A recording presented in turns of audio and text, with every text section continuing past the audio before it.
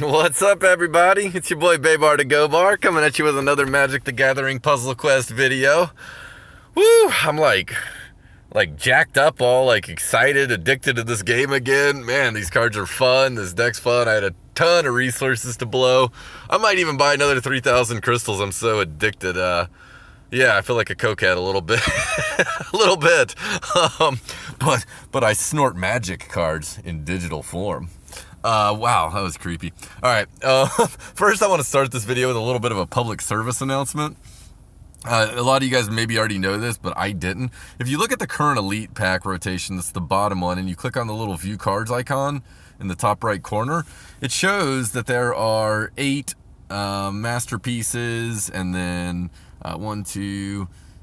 12, 13, 14, 15, 16 different mythics in there, which is abnormal. Usually we get about 4 masterpieces and 8 mythics per pack. So I was like, well, that's disappointing. It makes it hard to target cards. And then Matthew told me today that no, I was mistaken. For some reason, the rare packs and the mythic packs have different cards in them from this set. And I don't know if they're just trying to confuse us or what. But if you look at the Mythic Plus pack, right above that 400 jewels, I'm going to click on the little view cards in that pack. And it shows you, not so much. There are only 4 masterpieces and 8 mythics in here. Meaning I was like, oh shoot, I actually have all but 3 of these mythics. And so I started yanking down some. I got Hatchery Spider, Emmara, Soul of the Accord, and then I got Sunforger and Glimpse the Unthinkable, which Glimpse is badass, by the way. I can't wait to start abusing that. The one I'm missing that I really want is Firemane Angel, which word on the street is when she's in the graveyard, it counts all copies. So if like you're running like a mono Firemane Angel, for instance, with like Gather the Pack or something like that, where you're just jamming a lot of copies into the graveyard, and then you can somehow manage to gain 10 life on a given turn, then she fires right back into play with all of her copies.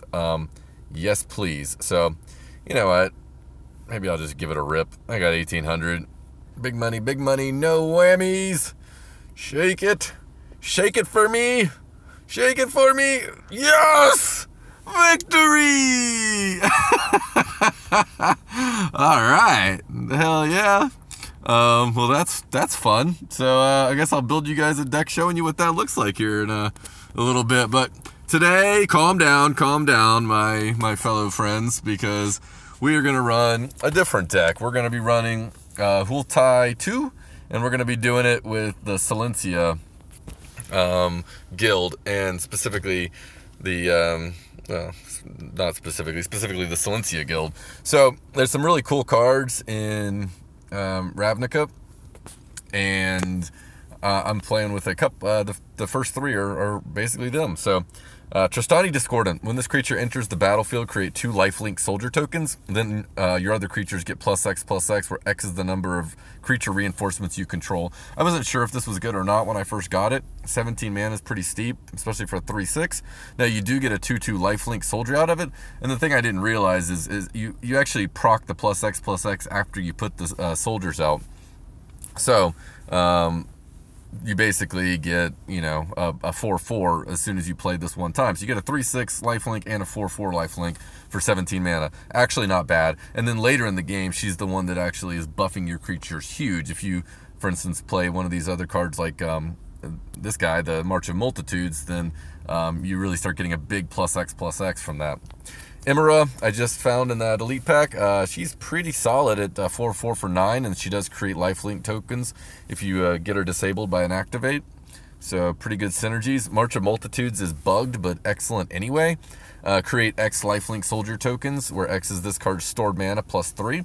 It also has Convoke 6. So for instance, if you have, let's say you have 6 creature reinforcements up, then for 2 + 9 mana, so for 11 mana, you get a 12/12 lifelink soldier token.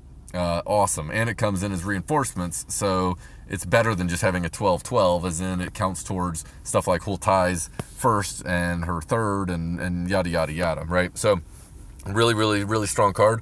It is bugged, however, so that it doesn't cast the stored ones on any subsequent one. So you basically can cast the first one and get 12 soldier tokens. If you cast a second one, even if it has max stored mana, you're only going to get 3 soldier tokens. So the way to think about that is then you just want to cast it for the 2 mana, assuming you have 6 down already. So I'm not sure if what happens if your soldier tokens die and you can recast it. I'm assuming that works, but I'm not sure.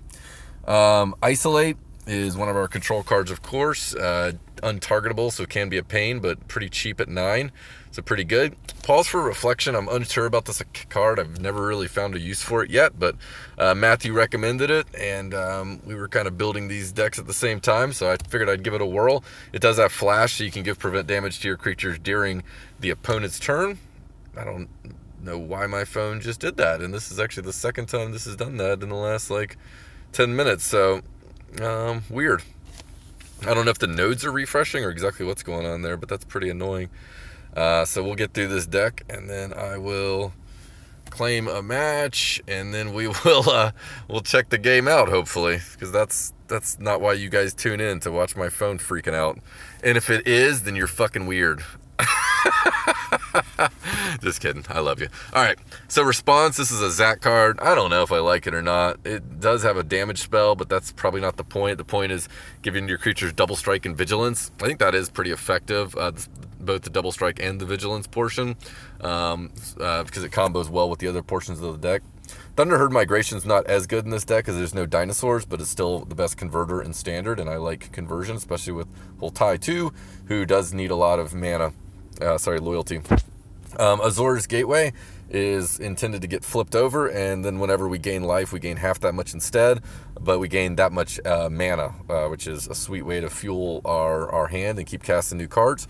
Alhammarret's Archive is our card fixer, where it keeps drawing new cards, but it also doubles up the amount of life. So basically, you actually get, if this and a flipped Sanctum are down at the same time, you basically get exactly X life, and you get X times 2 mana whenever you gain life.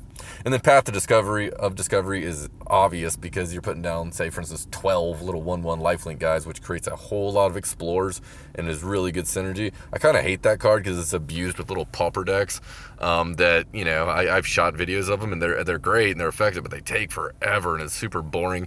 This one, I don't feel like it's like that. It does take a little while to put down 12 tokens, but it generates a ton of mana, and it feels like you're actually getting towards the end of the game rather than just blowing up a bunch of gems for no reason.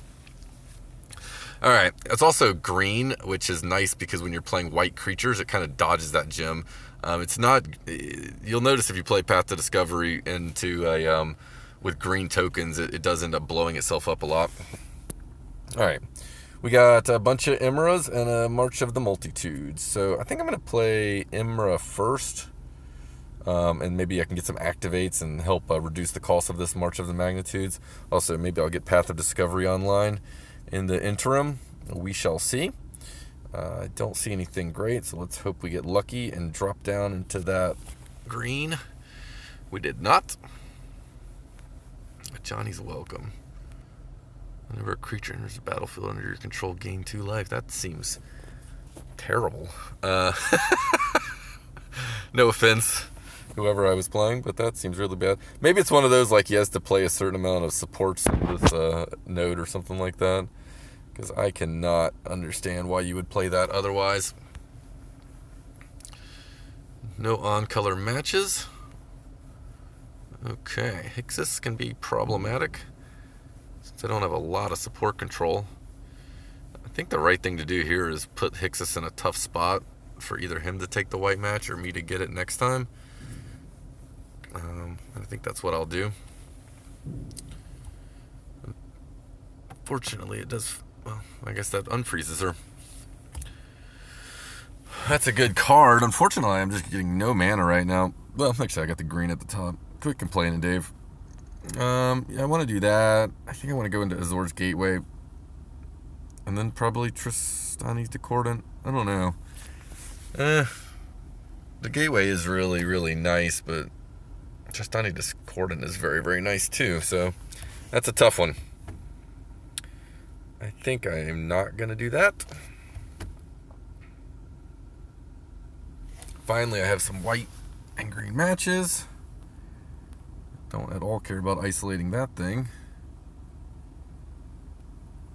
I don't think I need another Emmara, but I'm not drawing extra cards, so I guess I'll just leave it for now. Might as well disable her. I don't think that affects Convoke. That's interesting. I don't think it should.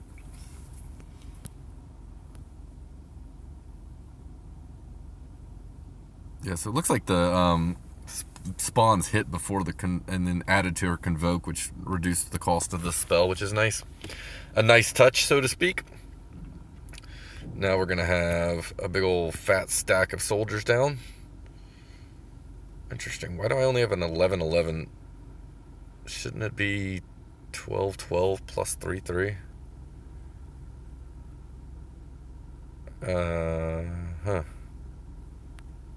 Well, like I said, it's bugged. If someone can tell me what the hell's going on there, I'd love to find out, because I don't know why that just did that. But this looks like a good combo, so let's go ahead and play her first loyalty, see if we can get enough mana to ramp into her third, which we do. Hopefully we can get a combo. There's not many green gems, so skeptical. Yep, got it. And then we will, I guess we can go ahead and do this. Why not, huh?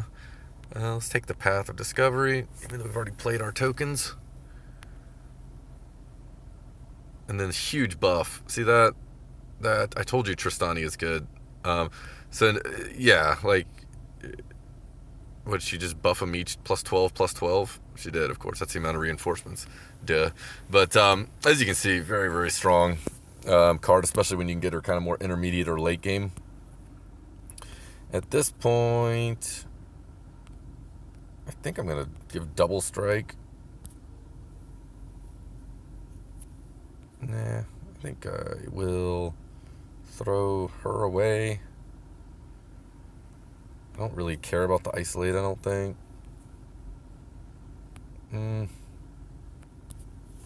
Double strike would be pretty good right here. Let's do it. Okay.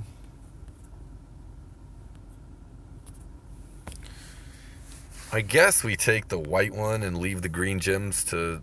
Well, yeah, that's a better anyway. You can see how much mana loyalty I'm getting from these explosions. So she'll basically be able to cast her third every turn.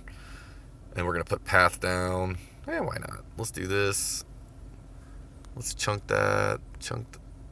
Not sure why I want Pause for Reflection. I think that's the worst card in that little deal. Double strike's good. Yeah, that's full. So let's see how many we get. 1, 2. Was that 3? Yeah, 3. And good game.